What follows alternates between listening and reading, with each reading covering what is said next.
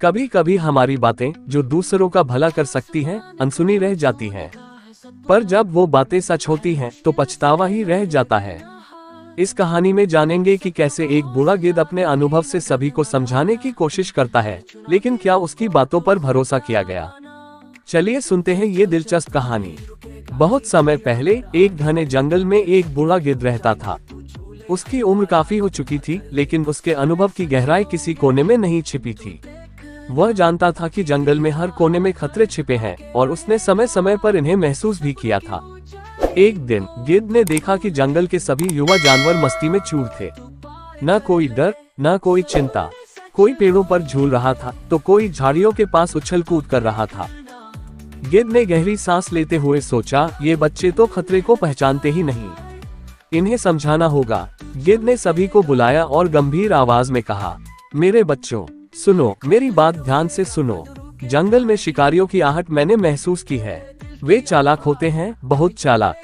अगर हम सतर्क नहीं रहेंगे तो एक दिन इस मस्ती का बुरा अंजाम होगा। बंदर हंसते हुए बोला, अरे दादाजी, आप हर बात को इतना बड़ा क्यों बना देते हैं? शिकारी आएंगे तो हम भाग जाएंगे। आप फालतू टेंशन मत लीजिए। सभी जानवर हंस पड़े। कोई गिद्ध की बात को गंभीरता से नहीं ले रहा था। गिद्ध की आंखों में दर्द था, पर उसने फिर भी कहा, देखो, मैं जो कह रहा हूँ वो तुम्हारे भले के लिए है। मान जाओ, नहीं तो पछताओगे। लेकिन किसी ने उसकी बात नहीं सुनी।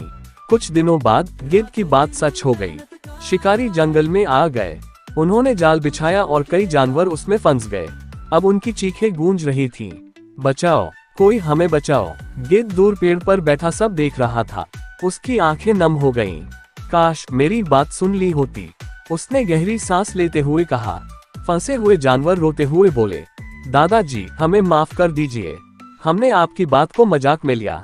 अब हमें बताएं क्या करें। गिद्ध ने शांत लेकिन गंभीर स्वर में कहा, अब पछताए का क्या फायदा?